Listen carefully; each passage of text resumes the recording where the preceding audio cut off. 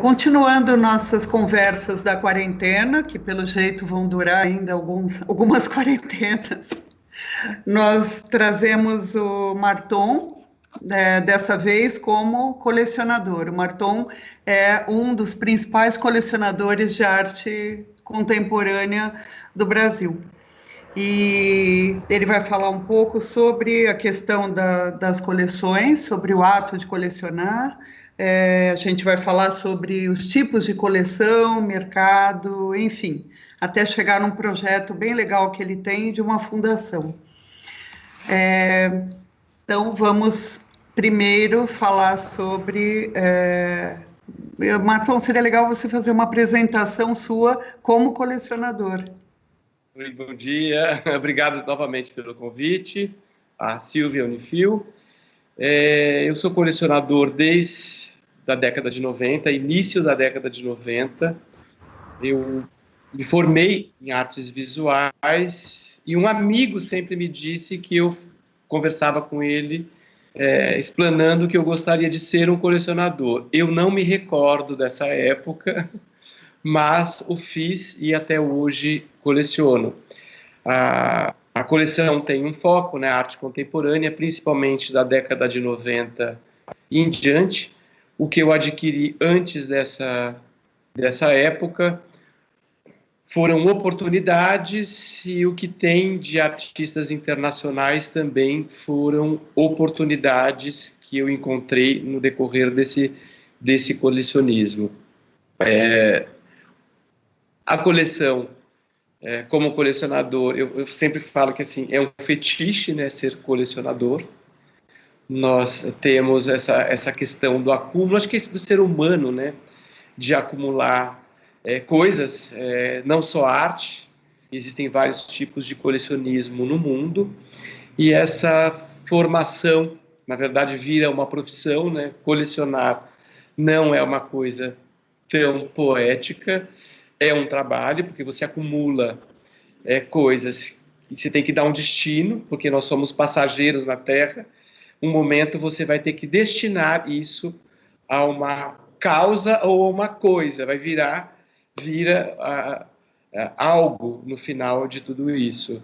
Não é, você conviveu, mas depois outras pessoas vão conviver com essa questão da matéria, né? Da matéria, que é o que gira, que sobra da coleção. Nesse ponto, eu gostaria de colocar mais uma pergunta para você. A gente vê coleções como a do Mário de Andrade, que eu li recentemente um livro e aparecem as peças da coleção dele. Todo colecionador, assim como Roberto Marinho, a família Roberto Marinho, enfim, donos de banco e outras pessoas, né, do Brasil e do mundo que colecionam, elas têm um histórico, uma formação, um ponto de vista, elas têm uma visão de mundo e elas estão inseridas numa determinada época que vai caracterizar essa coleção, né? Então, nesse sentido, como você vê a sua entrada nessa hora aí, nos anos 90, e como você se colocaria como colecionador desse tempo, desse aqui e agora, que é Brasil, dos 90 para cá, e enfim, nesse sentido. Bom, vamos lá. A coleção realmente tem um foco na arte brasileira. Eu me interesso muito pelo Brasil. Apesar das dificuldades que nós vivemos no nosso país, eu ainda acredito nesse país. Eu sou muito tropical, eu gosto de luz. Nem por isso a coleção é colorida, toda colorida. Mas a questão do colecionismo, ela tem sim uma questão de tempo, questões até pessoais, né, de como você vai compondo todo essa formação, essa coleção. No meu caso, foi uma forma atípica de colecionar, porque muitos dizem que para colecionar tem que ter muito dinheiro. Eu desacredito nisso. Eu acredito que colecionismo ele é feito de outra forma e você consegue fazer. No meu caso foi eu usaria a palavra escambo, esse é o princípio da moeda, né? você trocava com os profissionais o que cada um sabia fazer. Eu, como um profissional formado em arte e tendo uma empresa nesse segmento, eu comecei a trocar com os artistas num período, no início dos anos 90, onde a arte era tão disseminada no nosso país. Apesar de ser um período que influencia a arte contemporânea do mundo inteiro, através de pesquisas atuais, o mercado não era visto de uma forma tão ampla.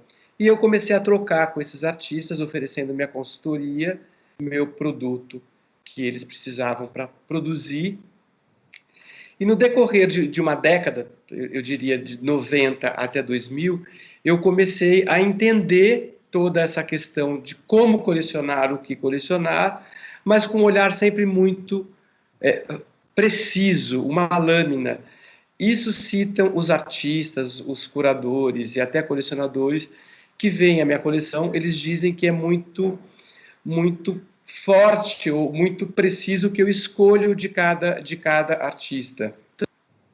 Nesse sentido, eu fui até fazendo uma imersão dentro da minha coleção para entender todo esse sentido da coleção e que caminho que essa coleção estava formando, que persona tem ela.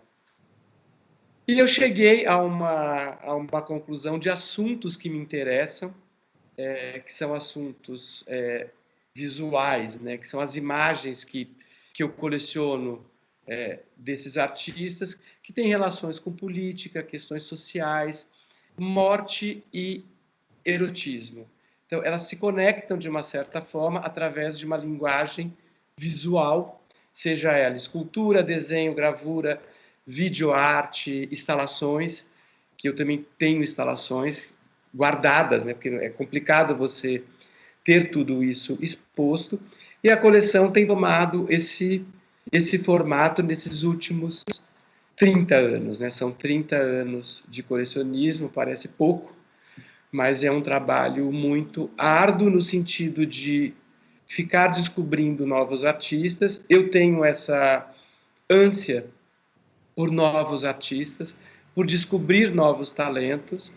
Eu procurei e procuro na coleção sempre pesquisar e procurar esses jovens. Então, ou seja, eu estou vendo a arte que eu tenho de 30 anos, o atual, e estou procurando artistas que estão criando novas linguagens para o mercado e também para a linguagem de arte do país. E você tem aproximadamente quantas peças na sua coleção? Eu tenho aproximadamente 800 obras, eu convivo com elas dentro da minha residência e em 2 andares que eu tenho da empresa, eu e os colaboradores. Eu acredito que assim, o que eu tenho eu posso compartilhar com esses colaboradores e quem visita o meu espaço. Eu sempre tive essa preocupação. A minha empresa é uma extensão da minha casa. Você tem arte desde o hall de entrada dos elevadores, dos andares, até os banheiros, refeitório, tem arte do piso ao teto. E outras ficam guardadas num storage, que é no andar mesmo. Elas são armazenadas com uma temperatura apropriada e super bem protegidas, porque fica lá do meu lado, né? Eu consigo ter essa questão da conservação. Muitas são instalações que nunca foram expostas na minha casa, elas são emprestadas para exposições. Outros são projetos, eu adquiro o projeto do artista. Quando houver a exposição, eles pedem a permissão, seja o curador, o artista ou o museu, para que seja feita a montagem dessa instalação. Então, assim, ela tem uma vida, né? O colecionismo não é só você ter, adquirir, observar, exibir para o outro, né? Para quem te visita. Eu recebo grupos de pessoas interessadas em como colecionar ou ver a coleção, mas também é um trabalho. Você tem que ficar sempre atento à conservação dessa obra e espaço para manter. Então, vira uma outra profissão. O colecionismo, para mim, virou uma outra profissão que ela tem um fim. Essa coleção vai ter um fim no futuro. Antes da gente falar sobre o final, né, o seu plano, eu queria que você me dissesse uma ideia que paira por aí, né, na cabeça de todo mundo, principalmente quem não convive com o mercado de arte, é que arte não traz dinheiro, a arte não é mercado. Muita gente acha que o artista é um ser que vive produzindo e meio que dando volta no seu próprio rabo, assim como o cachorro, falando de coisas que interessam só a ele e que isso não dá dinheiro. Muitos alunos falam: meu pai não quer que eu faça esse curso porque esse curso não dá dinheiro, eu não posso me colocar no mercado. Então, como você diria, o que acontece dos anos 90 para cá em relação ao mercado de arte e, se a gente for focar para o Brasil, como é que isso se profissionaliza e como é que vira dinheiro? Bom, vamos lá, o mercado. Mercado, essa palavra é um pouco assustadora, né, quando se fala de arte. Eu tenho uma outra visão. Arte também é um produto. Se não fosse um produto, não existiriam as galerias, as feiras. Você comercializa a arte. O mercado internacional está mais avançado. Acredito que o mercado norte-americano, agora o asiático, o europeu já passou por uma fase muito importante da história da arte mundial, né? As grandes obras vieram da Europa. E ser artista e fazer arte é o mesmo que você ser dentista, ser médico, ser um professor. É uma profissão que gera um comércio. Você vai comercializar, senão não existiriam as galerias e esse comércio. Não romântica de que o artista vai produzir e morrer de fome. Chega, isso não existe. Nós temos que valorizar o que o artista produz, como se valoriza o cinema, se valoriza quem escreve e assim por diante. Porque só dessa forma nós vamos conseguir entender e levar para os jovens, para quem tem essa intenção de ser artista, de que também é um mercado e que ele é bastante promissor. O mercado da década de 90 em diante vem se profissionalizando. Eu acredito que teve duas pessoas bem influentes em disseminar isso, que foi o galerista Marco Antônio Vilaça e a Luísa Strina, que para mim é uma guerreira, né? Uma mulher que está há 40 anos no mercado fazendo um trabalho assim impecável nesse sentido de levar a nossa arte para o mundo. Existe ainda um problema mundial onde as pessoas colocam arte da América Latina, arte asiática, arte para mim é arte. Ela vai ser regional, que ela precisa de uma bula, né, para ser entendida, ou ela tem uma linguagem universal. Quando a linguagem é universal, no meu ponto de vista, ela abrange e atinge um número maior de pessoas que vão buscar por esse produto, diria. Mas só te cortando um pouquinho, mas em relação à arte africana, à arte asiática, ela entrou um pouco mais tarde nessa mesma geleia geral aí. Ela foi mantida um pouco mais à parte de tudo, né? De algumas décadas para cá, né? Há pouco tempo a arte asiática e africana tem recebido um olhar mundial e eu acredito por terem sido negadas, né? Como o negro, como as minorias, né? Então, a minoria fica sempre de lado. Isso é um preconceito humano, né? Nós somos preconceituosos nesse sentido e estamos revendo toda a história do ser humano, né? Inclusive da arte no nosso planeta, né? Como isso existe e se compartilha todo esse conhecimento. E eu acredito que nós estamos vivendo numa nova era que a tecnologia permite essa abrangência e essa disseminação dos artistas e da arte de uma forma muito mais rápida. do que era na Idade Média, né? Após Idade Média, no Renascimento. Então, você tem essa amplitude e o mercado começa a enxergar isso, os curadores, os colecionadores, que a arte ela é muito mais ampla do que se foi mostrado até o momento. Eu tenho um pouco de preconceito quando se fala de arte nesse sentido, sabe, tão segmentada, né? Porque a arte ela tem uma expressão onde você procura atingir. Na verdade, o artista tem uma intenção de criar e mostrar algo, né? E a arte, a imagem que resta disso é um acesso, né? Você acessa uma questão até espiritual, né? Ela não é matérica. Existe uma matéria para você atingir um outro caminho aí de visualização, de experimentação da vida. Agora, esse lado espiritual, sim, sempre existiu, né? Mas e quando a arte vira moeda? A arte sempre foi moeda, né? Ou se ela é uma moeda de troca, se eu troco o trabalho do artista com o meu trabalho, ela já é uma moeda de troca. Ele está me pagando com uma obra dele e eu estou pagando com o meu serviço, seja consultoria ou não, como foi formada a coleção. Agora, daqui para frente, o que vai se valorizar ou não, isso é uma questão do mercado, né? É oferta e procura. Se o petróleo acabar, ele vai ficar mais caro. Assim, a Mona Lisa ela tem um valor porque é uma peça única e foi exposta de uma forma, e é exposta, né, a imagem mais exposta da humanidade. É claro que ela tem um desejo maior. Isso gera especulação. E não vai deixar de acontecer isso com a arte. Se acontece com outras questões no mercado mundial. Você tem os commodities no mercado de minério, um exemplo, e você vai ter a arte, que também é um mercado.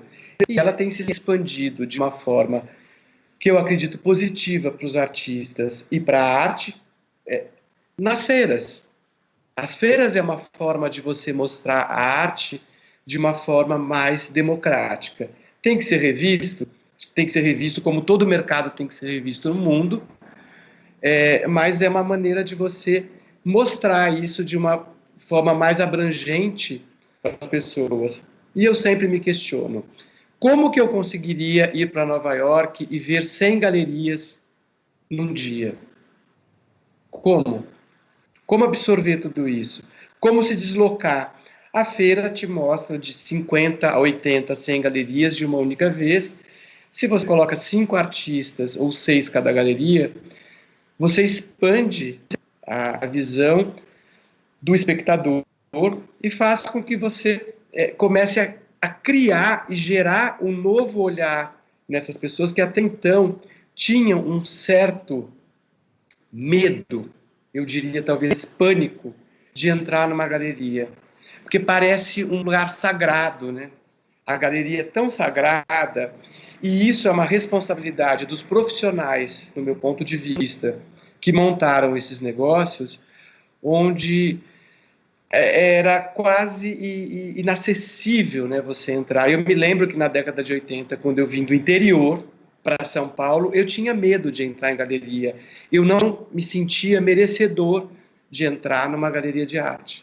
É muito doido falar de tudo isso e sendo colecionador, porque eu ainda vejo que as pessoas têm um certo medo de entrar por questões de posturas, de como é recebido, de como tudo isso é mostrado para esse público, esse novo público que tem o desejo, mas não tem a informação, não detém isso com ela.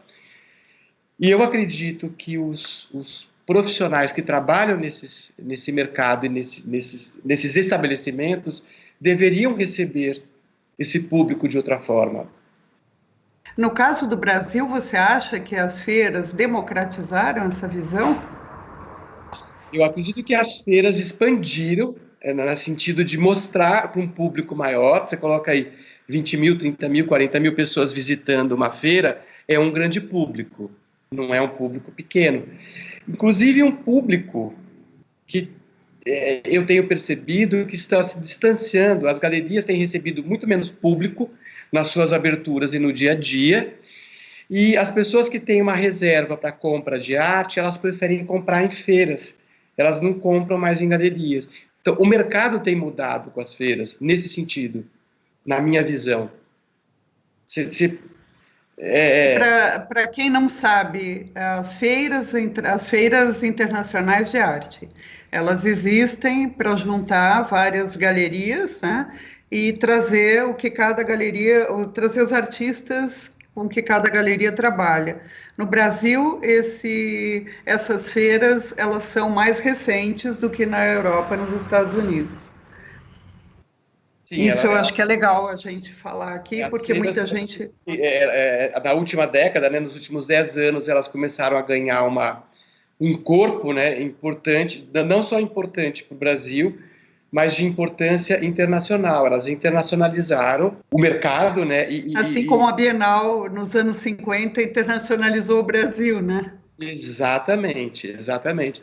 E aí você tem as feiras internacionais e não são poucas as feiras pelo mundo. Você tem em todos os continentes feiras importantes, inclusive feiras europeias que começaram a migrar para Miami, que é Miami Basel, e que dentro disso criou-se uma outra feira, que é a Miami Design, que isso é um assunto à parte.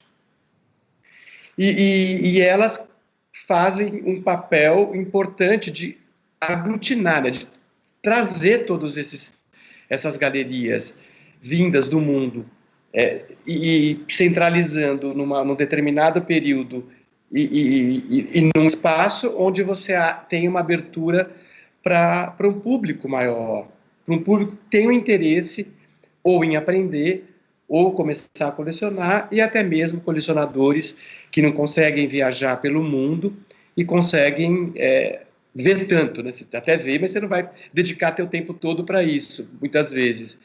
E você consegue ver artistas e conhecer galerias que você até então nunca tinha ido numa viagem.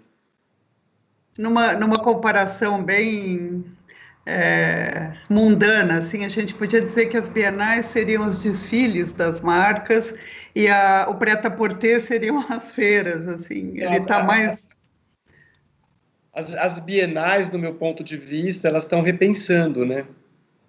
Existe um repensar de bienais, porque assim, a Bienal é mais institucional, ela, claro que gera venda, seria ignorância da nossa parte acreditar que não vai gerar venda o mercado de Bienal. Mas a visão de espaço, né? De quanto em quanto tempo ter uma Bienal. Para mim, a Documenta de Cássio tem um período incrível para que a arte possa ter uma maturidade. Maturando, são de 5 em 5 anos, né? Enquanto as bienais, o próprio tempo diz, bienal, a cada 2 anos. E existe um que elas tinham outra função, né? Elas foram feitas em outras épocas. Por isso, se elas não se colocarem no nosso tempo agora, de uma outra maneira, elas vão ficando cada vez mais sem função, né? Inclusive as feiras, né? Eu recebo links de feiras para ver a feira virtual, em questão da pandemia. As feiras estão se reinventando. Hoje, antes de entrar na nossa conversa, eu estava vendo um desfile de uma africana que fez um desfile de moda 3D. Então, ou seja, o mercado está mudando, o mercado da arte também vai mudar, a questão de como consumir ou como visitar uma galeria. Hoje você tem tecnologia que você pode visitar 15 galerias, 20 no mesmo dia. O que acredito que falta ainda é o mercado entender isso, e isso vai gerar novos profissionais. Eu, por exemplo, como um cenógrafo que fazia desfiles físicos e grandes cenários de moda, hoje eu teria que repensar nesse sentido a profissão. Então, vamos pensar que essas galerias estão também repensando toda a questão de posicionamento, e as feiras também estão repensando o custo que isso tudo gera. E o mercado vai mudar nesse sentido, de como consumir, de como ver, de como se deslocar para tal lugar, porque são protocolos que a gente desconhece ainda. Até o final do ano, a gente desconhece todos esses protocolos de como será uma feira com 15 mil pessoas por dia visitando, 10 mil. E como você vê a experiência física de observar uma obra de arte, de ver determinadas obras, elas têm textura, elas têm cor, e isso pela internet fica alterado, né? A gente fala muito isso quando vai fazer visita guiada com crianças que nunca entraram no museu. Nesse sentido é muito legal, você leva ao MASP, leva à Pinacoteca, leva ao Louvre, leva onde você quiser, o cara percorre todas as salas, ele vê tudo, mas ele vê de uma outra forma, que não é a experiência visual imediata, que não é o contato com a cor do jeito que ela é, porque é diferente pela tela luminosa e tal, a gente sabe disso. E nesse sentido, como você vê essa mudança aí para a experiência virtual? Eu vejo a mudança como uma forma, um meio de você ampliar para um público maior a visitação de um museu, de uma galeria, de uma exposição, que muitas vezes não tem condições de ir até o local, por várias questões, mas o impacto físico de ver uma obra, eu vou citar uma exposição que eu vi na Royal Academy, em Londres, há 10 anos atrás, do Anish Kapoor, que mexeu muito comigo na questão espiritual, de como ele lida com toda essa relação da matéria e não matéria.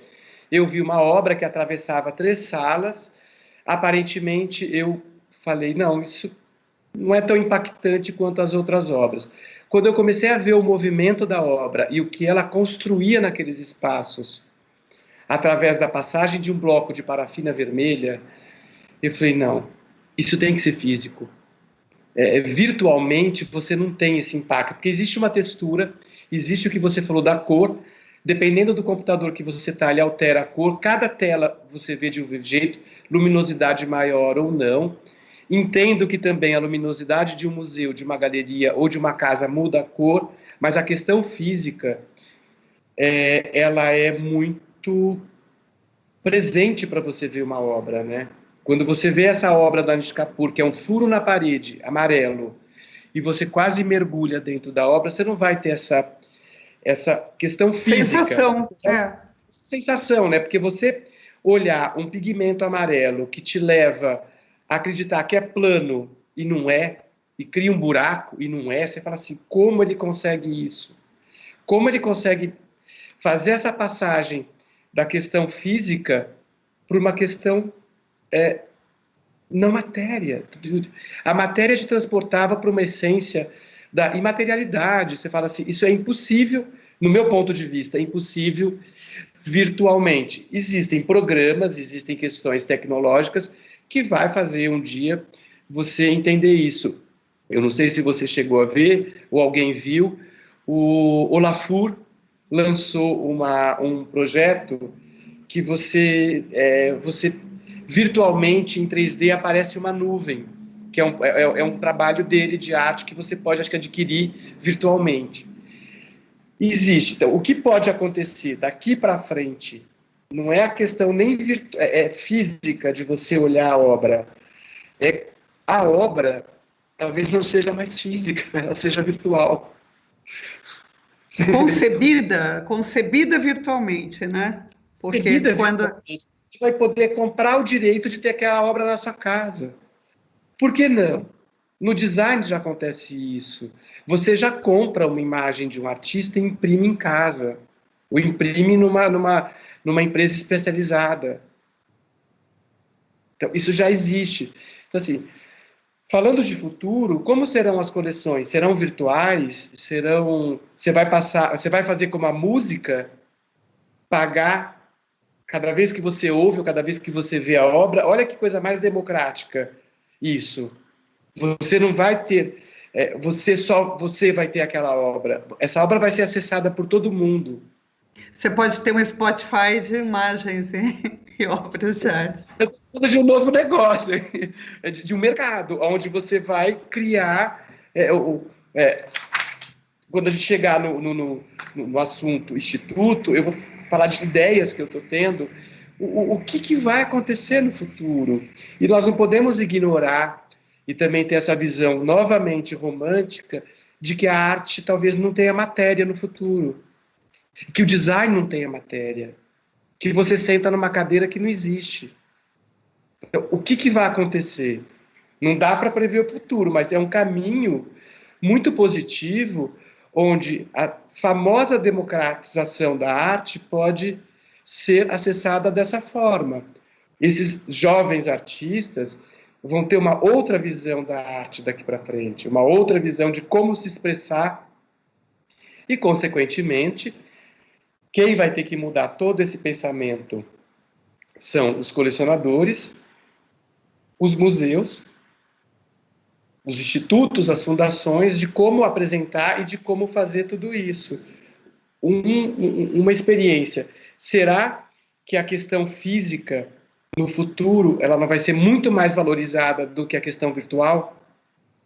Quem consegue atravessar um continente e realmente ver um museu físico, se você vai ter a possibilidade de ver na sua casa a obra que você quiser dentro da sua sala. Até tocar, né? E eu acredito que isso está muito próximo a acontecer. Você já compra um móvel colocando em 3D na sua sala, né?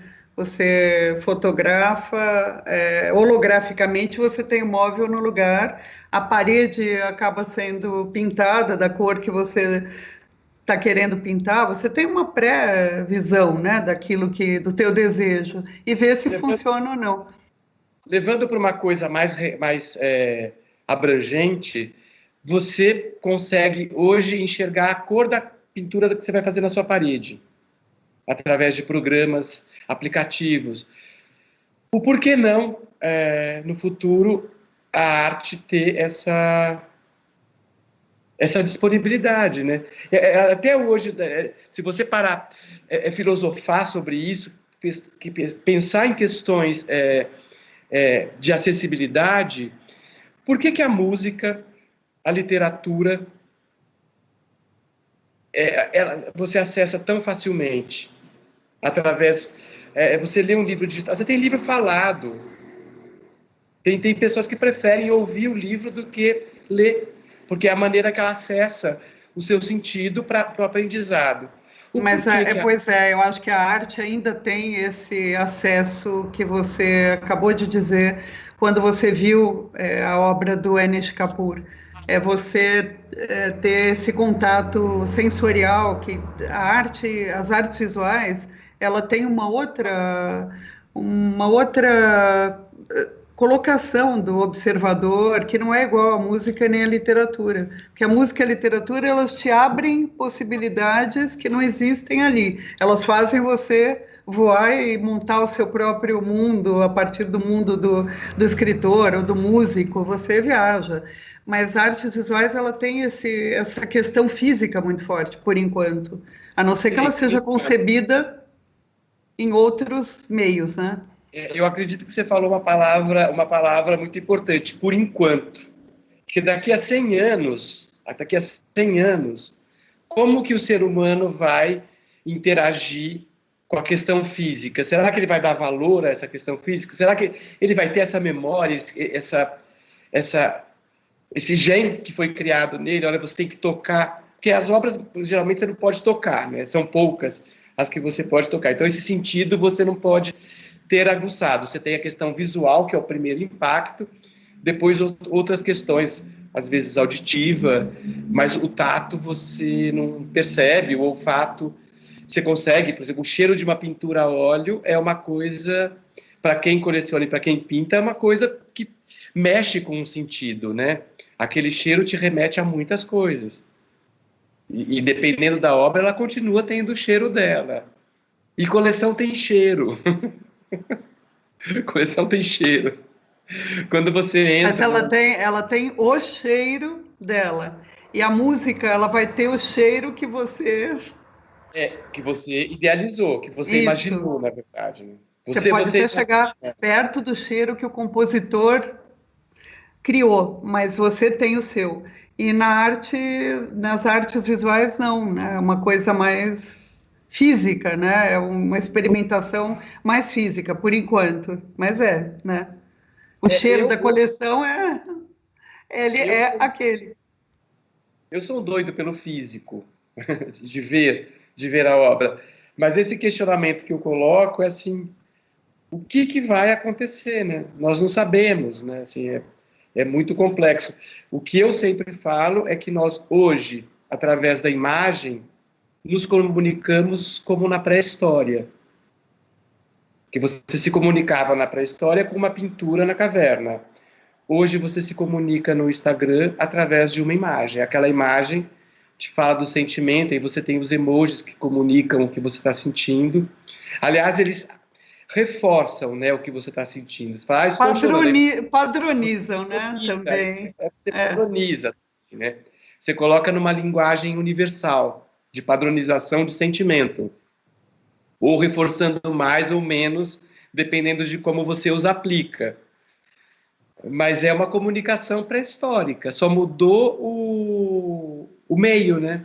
Antes você desenhava, agora você vê através da imagem e a rapidez dessa comunicação.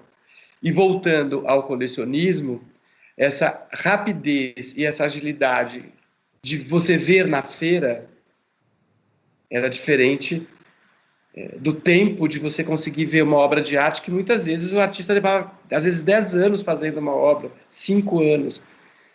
Nós não temos esse tempo hoje. Esse tempo de 5 anos para o artista pensar em fazer uma exposição é uma doideira. Agora vamos falar da fundação, do Instituto. Então, quando você começou a pensar nesse instituto e como você imagina esse instituto, que você não está só imaginando, mas já está tecendo, né, no seu tear, mas como é que ele vai se materializar? Nos últimos 10 anos, eu tenho me questionado, eu estou com 54 anos e uma hora todo mundo morre. Eu tenho questionado qual o fim de toda essa coleção. Eu acredito que tem vários fins que você pode dar. Você pode fazer um leilão em vida e vender.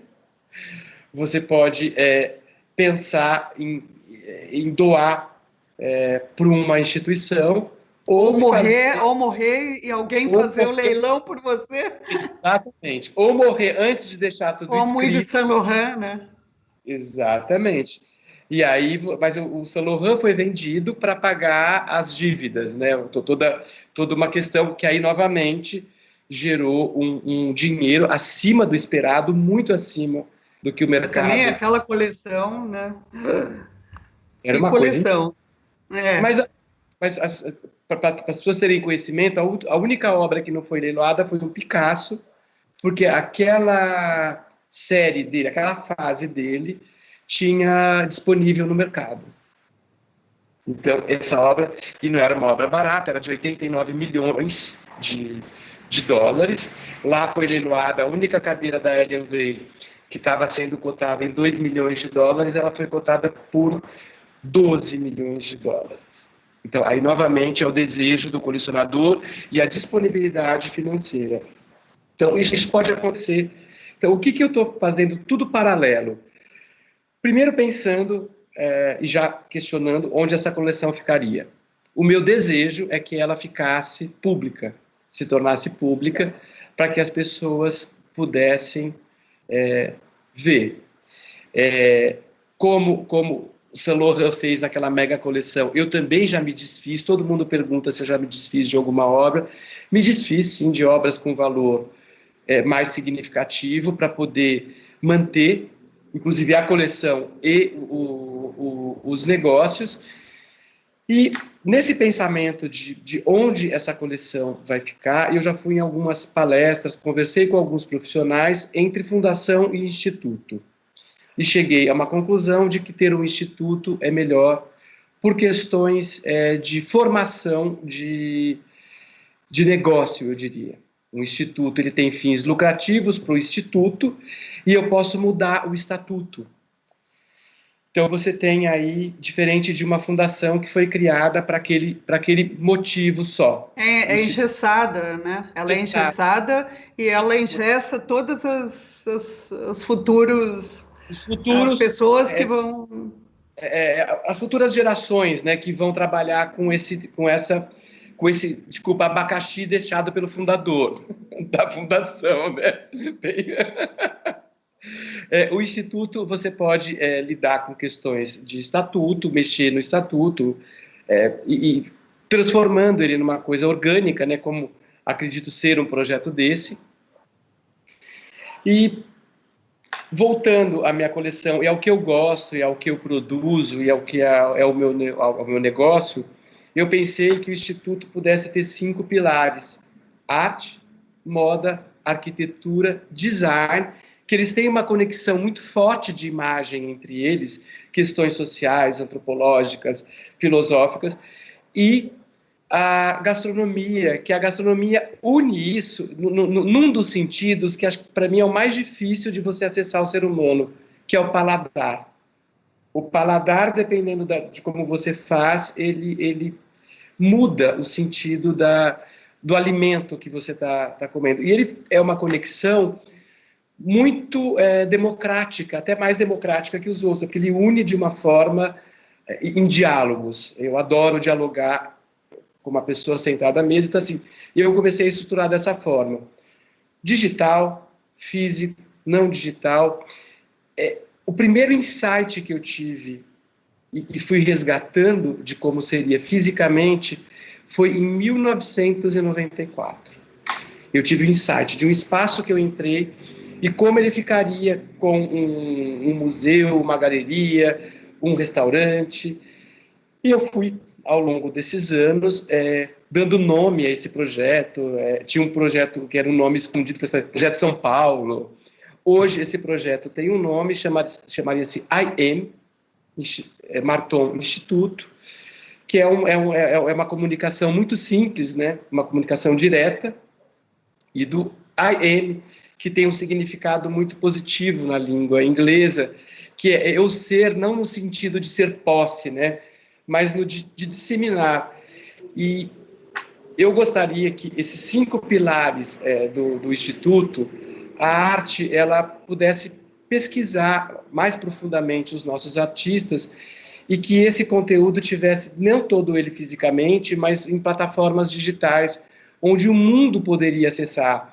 Eu quero saber da história do Cildo, da Regina Silveira, e de artistas jovens, e isso estaria de uma forma mais simples, sustentável, porque eu tenho como acessar isso à distância e conectar com o mundo, e, ao mesmo tempo, dentro dessa questão física, ter as residências, sejam elas virtuais, sejam elas físicas, e como a gente se conecta com o mundo hoje, né? Como o Brasil, como a arte brasileira se conecta lá fora e como o artista internacional se conecta com o nosso país, com a visão dele, gerando todo o conteúdo. E aí vai para as questões de design, de moda e de arquitetura. Eu não vejo no Brasil um museu que tem esses 4 pilares. Você não consegue, num único espaço, ter tudo isso de uma forma muito abrangente. E o 5º, que seria a gastronomia, ter um restaurante de experiência orgânica e que a pessoa pudesse, que eu pudesse ter experiências com jovens chefes e chefes do mundo todo. Então, assim, o cardápio seria completamente... Eu vou chegar e eu não sei qual é o cardápio, que é uma experiência. Ter uma experiência e criar oportunidade para que os jovens pudessem se conectar com pessoas mais experientes. Nesse sentido, eu acredito que o alimento é uma forma de unir as pessoas em diálogos. Então, assim, esse seria um centro onde as pessoas pudessem se conectar através do alimento e proporcionar custo. Quando eu falo de custo, é preço. Porque na arte você tem o valor e tem o preço. E também no alimento, o preço daquilo e o valor daquilo. Que o preço pudesse ser acessível. Nós temos hoje no Brasil um restaurante que tem essa visão, que é o restaurante do Sesc, que para mim é tão democrático. Muito legal. É muito legal. O preço... E muito boa, a comida muito boa. Então, Só o vinho eu não gostei. Mas é que... Vinho, mas ele é democrático nesse sentido. Ele tem uma sopa maravilhosa, os sanduíches são legais, os ingredientes são muito interessantes e barato, né? Ele tem um preço muito legal. E a convivência. E quando eu falo de convivência, assim, você vai ter o colecionador, o curador, o empresário, o empreendedor, o artista, todos nivelados nesse sentido de união, de ter um espaço para que isso possa acontecer. Essa é a minha ideia. Quem reforçou essa questão e foi me instigando a fazer isso foi uma amiga que chama-se Adriana Rede. Ela que fez isso. Uma outra amiga, a Renata Paula, que me incentivou num evento, me convidando para fazer um jantar, para abrir isso ao mercado. E nesses últimos anos, de 2014 até aqui, são 6 anos, por questões até financeiras, de tempo e de procurar estruturar esse projeto, ele não está andando como eu gostaria, mas ele está sendo pensado para um dia existir e ele caminhar sozinho no futuro. Entendo, e todos sabem, que ter um instituto também não é tão poético assim, é um novo negócio e gera um tempo que hoje eu não tenho. Eu estou me organizando para ter esse tempo, para me dedicar a esse projeto e muito consciente, se realmente ele existir como instituto, o quão difícil é fazer, principalmente no nosso país. Eu tenho vários amigos, a cada 10 amigos que têm conhecimento sobre projetos institucionais, dizendo que eu vou arrumar uma outra empresa, que eu vou ter um trabalho muito árduo. Você vai ter mais trabalho do que você tem na sua empresa. Então, eu tenho muita consciência disso. Se um dia o meu pé, eu cravar essa estaca lá, ele vai ser realmente definitivo para que o projeto aconteça.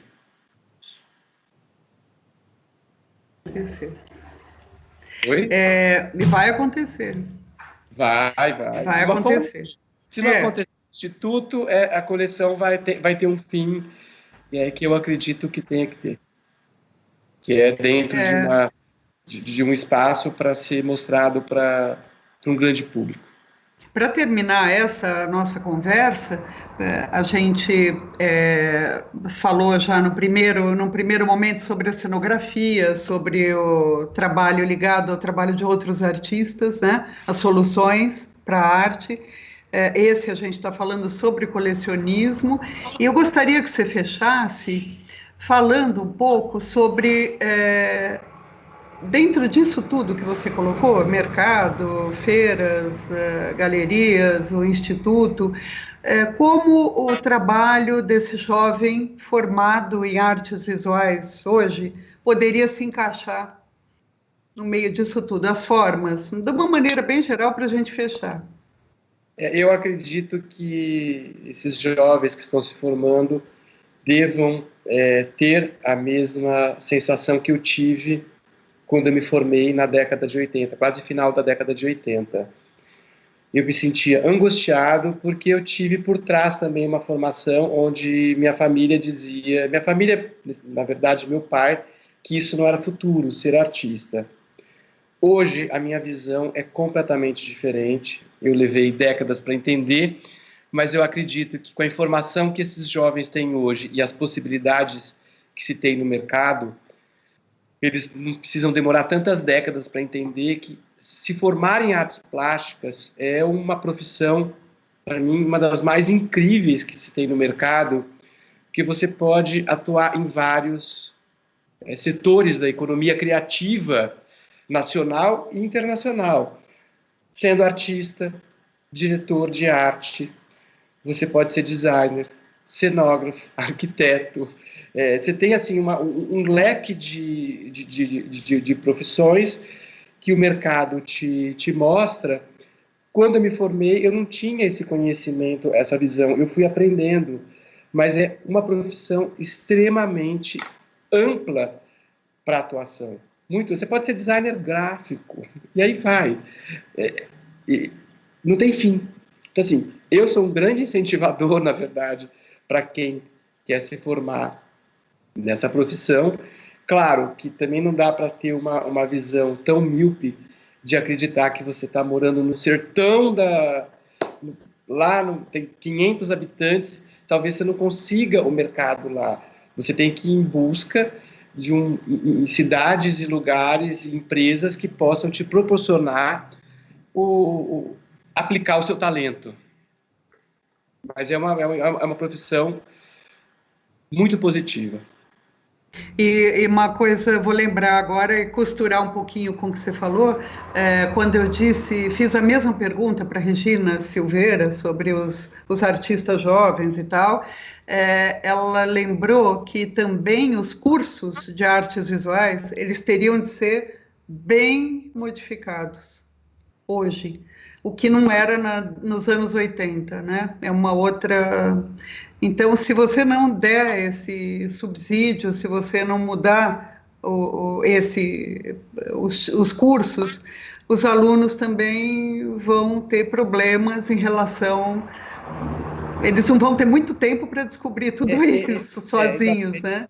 Eu acredito que os cursos deveriam mudar, né, no sentido de ter, além da teoria, a prática. O exercitar a prática, isso em qualquer profissão. Qualquer universidade, não só de artes plásticas, porque eu aprendi na prática também. Eu tinha teoria, eu tinha prática e fui aprender a teoria. Então, o que isso foi positivo na minha formação é assim, é inexplicável. Então, se você está numa universidade onde ela exercita só a teoria e não tem a prática, eu li um livro que chama O Nome dos Artistas, ou A Vida dos Artistas, e tem um artista e um provocador que fala de arte conceitual. Então, você passava semanas lá falando do seu trabalho conceitual, pensando sobre ele, para chegar no produto final, chegar na tua obra final, no objeto. Então, existe um pensamento, só que ele exercitava através de imersão do teu pensamento. Ficando lá, era teórico, mas ele tinha uma imersão para chegar no resultado final. Essa falta da prática e até mesmo a reformulação desses conteúdos e toda a equipe também que está apresentando isso para os alunos é de uma importância e de uma relevância gigantesca, porque o mundo mudou. Se as universidades não mudarem, vai haver muito desinteresse. Não cito só nessa profissão, eu vejo de uma forma mais ampla tudo isso. Assim, se ensina de uma forma muito arcaica, e os jovens, eles são muito ativos, né? Eles são muito ansiosos. Se você não conseguir entender essa geração, que oscila de humor, oscila de comportamento, você não vai ter um bom profissional lá na frente. E um profissional angustiado, um profissional deprimido, porque não atingiu o objetivo que ele queria. Agora, vai aqui uma dica, uma observação. Não se constrói uma carreira em 2 dias. São décadas. Uma vida. Nós citamos Saint Laurent. Ele deixou um legado, mas foi uma vida inteira. Ele abdicou de várias coisas da vida para poder fazer com que a carreira dele chegasse e ele deixasse um legado aí para a humanidade. Bom, Muito obrigada pela conversa de hoje. Ela poderia se estender aí por mais horas, né? Tem muita coisa para falar, a gente tentou fechar. E te agradeço muito. E vamos seguindo, né? Tudo isso para ver onde vai dar e que a gente possa conversar em vários momentos. Uma amiga diz vida que segue. Vida que segue. Obrigado pela oportunidade. Obrigada, Marton. Um bom dia. Você também.